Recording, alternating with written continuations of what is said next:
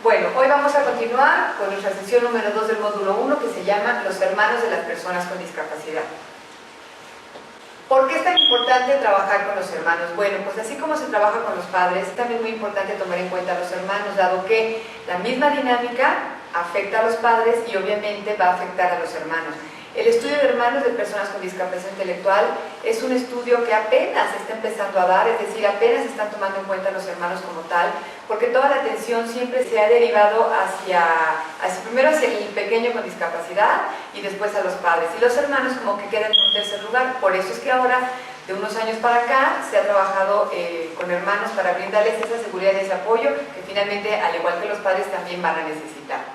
Ok, entonces, ¿por qué es importante también trabajar con ellos? Bueno, porque al igual que los padres viven diferentes procesos, porque ellos también va a cambiar su esquema de vida, porque también ellos se necesitan sentir comprendidos, respetados, informados y asesorados. Un hermano que no conoce o que desconoce lo que le pasa a su hermano, evidentemente va a traer muchísimas situaciones y emociones. Entonces, si este hermano está atendido, está trabajado, comparte con otro grupo de hermanos, va a ser mucho más fácil que este hermano sea un hermano que pueda tener una convivencia sana y pueda llevar una vida feliz y mayor problema junto con los demás miembros de su familia.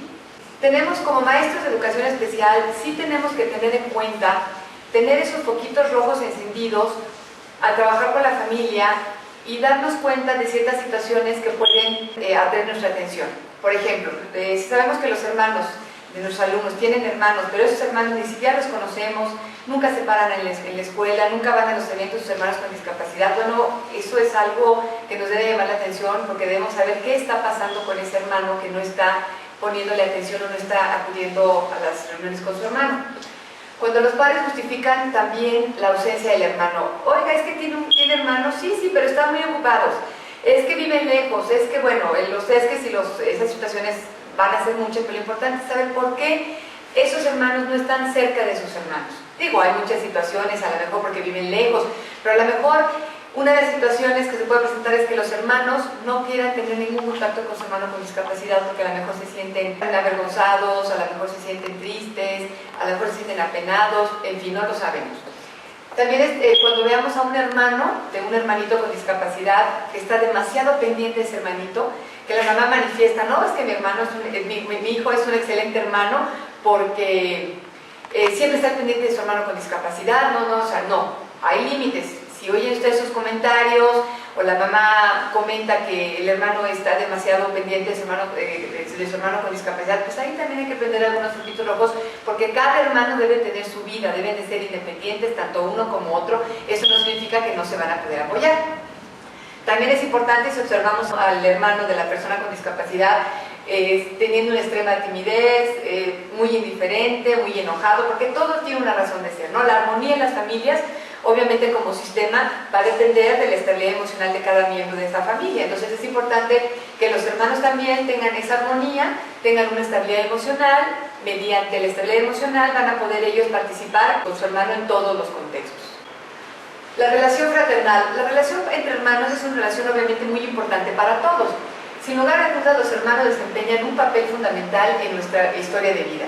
Es un vínculo desde el cual se viven emociones, experiencias muy intensas que impactan decisivamente el futuro de todos los miembros de la familia, específicamente la relación de hermanos. Entonces, a través de la relación fraternal de los hermanos aprendemos a convivir, a competir, a dar y recibir afecto, a establecer confianza, a tener confianza con otros, también a saber negociar, a ser solidarios y a respetarlos. Entonces, con la relación de hermanos con discapacidad y sin discapacidad, sí se dan esas relaciones, esa relación fraternal sí se da desde pequeñitos, pero llega un momento en que el hermano sin discapacidad va a ir avanzando. ¿Qué va a pasar con el hermano con discapacidad? Se va a quedar.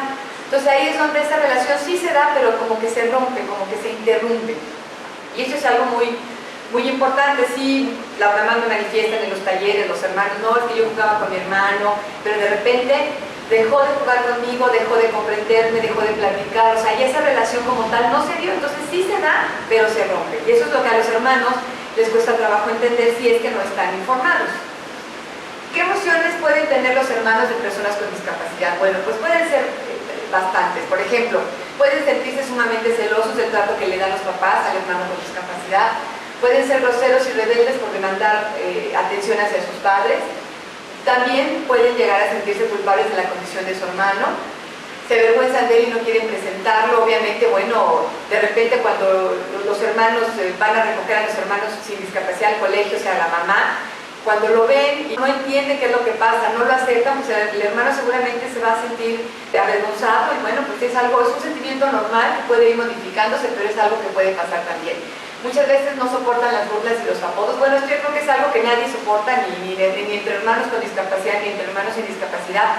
Pero cuando se tienen hermanos con discapacidad, las burlas pues te duelen más porque finalmente es algo que te está atacando de manera más personal. Pero al final del tiempo aprendes a respetar a los demás y pues bueno, a que no te afecte tanto.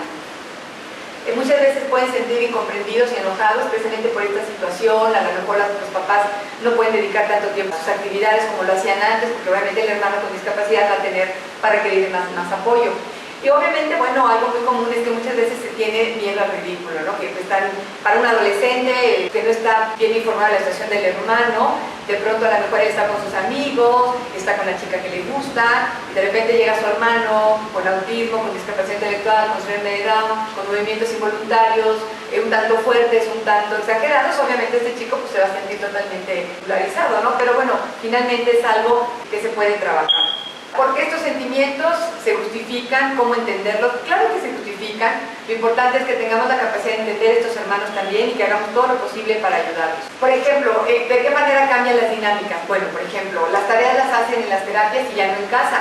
Muchas veces los hermanitos con discapacidad van a requerir terapia de lenguaje, de aprendizaje, terapia física, clases de natación, bueno, un sinfín de actividades. Entonces, de pronto los papás deben dividir su tiempo entre las actividades de todos los hijos, pero el que va a requerir más tiempo por sus necesidades va a ser el hermano con discapacidad. Entonces, de pronto, los hermanos que antes hacían la tarea en casa, pues sabes que ahora no las haces en casa porque vas a ir a la terapia de tu hermano, entonces ahí empiezan a hacer las tareas y empiezan a ver los cambios. Y ahí también en las terapias es cuando ellos empiezan a relacionarse también con otras personitas con discapacidad. Entonces ahí es cuando ellos empiezan a descubrir o a ver que las cosas a la mayoría de lo que ellos esperaban, ¿no? También es importante que otro cambio es que muchas veces dejan de invitar a sus amigos a casa porque no hay tiempo para ellos.